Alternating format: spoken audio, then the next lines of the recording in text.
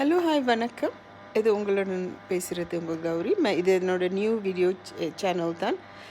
இதில் வந்து நிறைய விஷயங்கள் பற்றி பேச போகிறேன். பட் ஃபர்ஸ்ட் ஒன் அப்படியே நெருப்பாக ஸ்டார்ட் பண்ணுவோன்னு சொல்லிட்டு ஒரு சம்பவம் மலேசியாவில் நடந்தது. இப்போ ரீசெண்ட்லி நடந்தது.